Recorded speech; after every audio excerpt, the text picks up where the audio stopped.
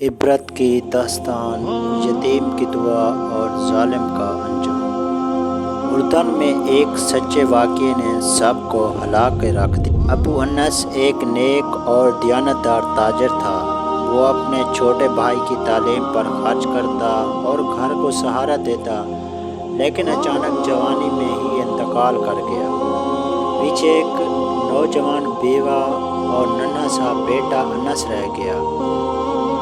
شروع سے چھوٹا بھائی ان کے ساتھ رہنے لگا اور دعویٰ کیا کہ وہ بیوہ اور یتیم کی کفالت کرے گا، لیکن کچھ ہی عرصے بعد اس کی نیت بدل گئی۔ اس نے محروم بھائی کی پوری جائیداد اپنے نام کر لی، سب کچھ فروخت کر کے امریکہ بھاگ گیا۔ وہاں اس نے گاڑیوں کا بزنس شروع کیا، شادی کر لی، ارب پتی بن گیا۔ یتیم اور ماں کی حالت۔ ادھر انس اور اس کی ماں غربت میں پسنے لگے۔ ایک خیراتی ادارے کی مدد سے انس نے پڑھائی مکمل کی، ملازمت کی اور شادی بھی کی۔ غربت کے باوجود وہ اپنی ماں کا سہارا بنا رہا، مگر چاچا کو کبھی رحم نہ آیا۔ ماں نے ایک دن کہا، بیٹا ہمت کرو، جاؤ اپنے چاچا سے اپنے حق کا مال مانگو۔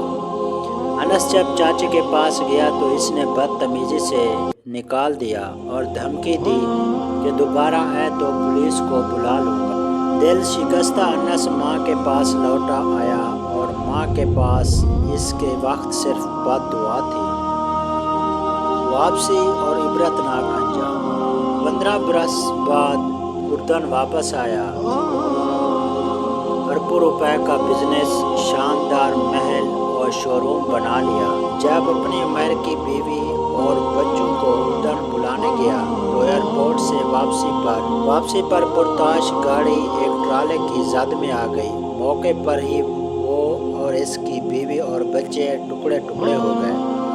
اب اس کا کوئی وارث نہ رہا سوائے انس کے، وہی انس جسے اس نے برسوں پہلے ٹھکرا دیا۔ اس کا سارا بزنس، جائیداد اور محل انس کی جھولی میں آ گیا۔ سبق اور پیغام: یتیم کی دعا کبھی رد نہیں جاتی، چاہے 15 برس بعد قبول ہو۔ ظالم کو ڈھیل ضرور ملتی ہے، لیکن جب اللہ کی پکڑ آتی ہے تو عبرت کا نشان بن کر چھوڑتی ہے۔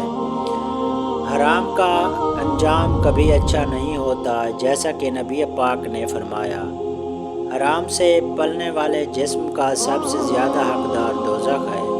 دعا: اللہ پاک ہمیں حرام سے بچنے، یتیموں کا حق ادا کرنے اور مظلوم کی بد دعا سے ڈرنے کی توفیق عطا فرمائے۔